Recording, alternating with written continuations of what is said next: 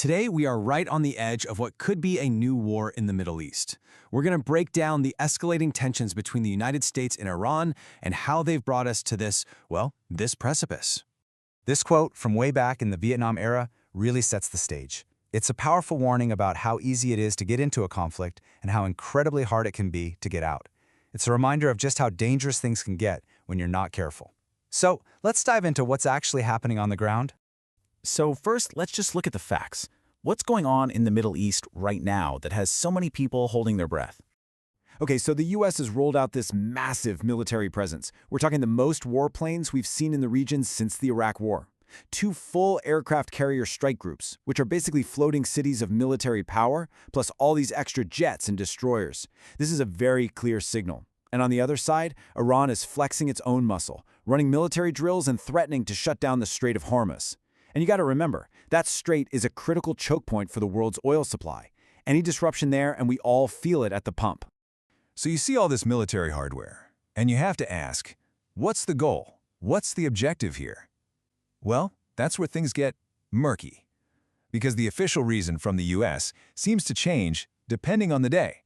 Let's just walk through this timeline. In early January, it was all about the protesters in Iran. President Trump was on social media saying, help is on its way. Okay, a humanitarian angle.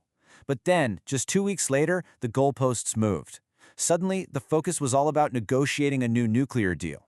Then, fast forward to mid-February, and the talk gets even more serious. Hints of actual regime change.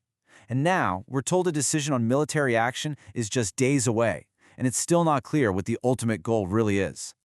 You know, it's not just us who are confused. This lack of a clear, consistent message has a lot of people scratching their heads. As Professor David McLennan puts it here, what are we talking about? A targeted strike on nuclear sites? A full-on attempt to topple the government? Or something else?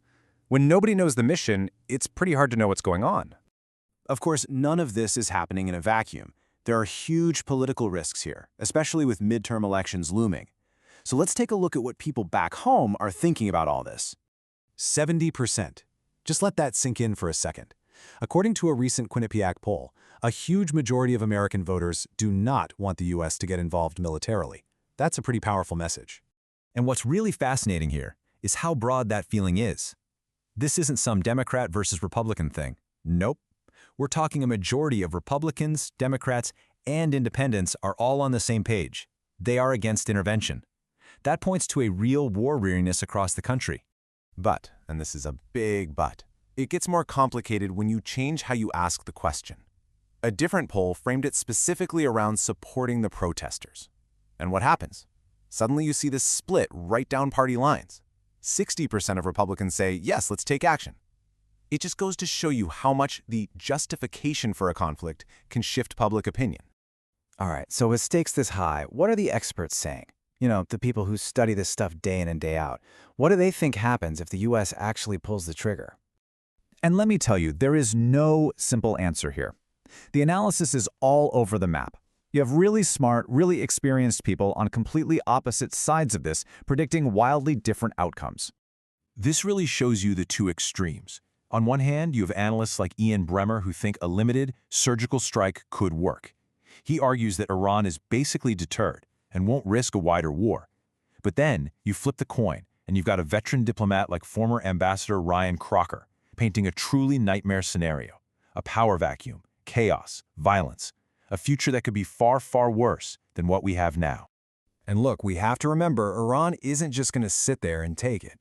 They've got a whole playbook of ways to hit back, and each one has some pretty severe consequences. We're talking attacks on U.S. allies, shutting down that strait and sending oil prices through the roof, cyber attacks, terror attacks, activating groups like Hezbollah. Any one of those could pull the U.S. into a much bigger, much uglier regional war. You know, experts also point out that even if a military strike goes perfectly, there are some major limits. Bombing from 30,000 feet? That's probably not going to cause regime change. In fact, it could do the exact opposite, make people rally around their government. And Iran is a huge country, 90 million people. This isn't like past interventions in smaller places. It's a completely different ballgame. So this all brings us right to the heart of the problem, doesn't it? You've got this incredibly tense standoff where it seems like neither side really wants a full-blown war, but both just keep pushing things further and further. Former envoy Dennis Ross calls this a high-stakes game of chicken, and honestly, that's the perfect way to describe it.